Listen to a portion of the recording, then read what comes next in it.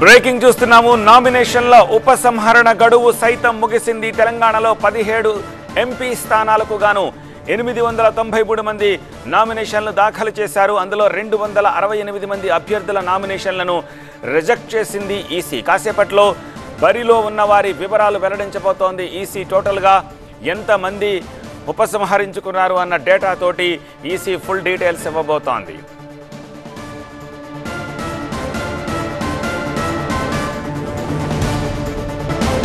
ఇక ఆంధ్రప్రదేశ్లో సైతం నామినేషన్ల ఉపసంహరణ గడువు ముగిసింది. 175 అసెంబ్లీ స్థానాలకు గాను 2705 నామినేషన్లు ఆమోదం పొందాయి. ఒకే కుటుంబం నుంచి ఇండిపెండెంట్గా నామినేషన్ వేశారు. పలువురు అభ్యర్థుల నామినేషన్లు ఉపసంహరించుకున్నారు కూడా. నంద్యాల పార్లమెంటుకు అత్యధికంగా 36 నామినేషన్లు వచ్చాయి. రాజమండ్రి ఎంపీ స్థానానికి అత్యల్పంగా 12 నామినేషన్లు పడ్డాయి. తిరుపతి అసెంబ్లీ స్థానానికి అత్యధికంగా 48 నామినేషన్లు వేశారు. చోడవరం స్థానానికి అత్యల్పంగా 6 నామినేషన్లు పడ్డాయి. ఇండిపెండెంట్ అభ్యర్థులకు గుర్తులు కూడా కేటాయించనున్నారు ఆర్ఓ.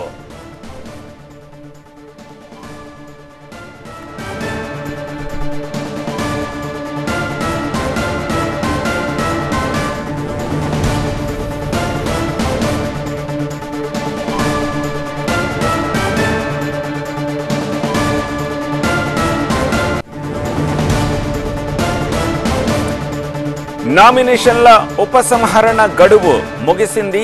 తెలంగాణలో 17 స్థానాలకు 893 మంది నామినేషన్ దాఖలు చేశారు. 268 మంది అభ్యర్థుల నామినేషన్లు ఇంతకుముందే రిజెక్ట్ చేసింది ఈసీ.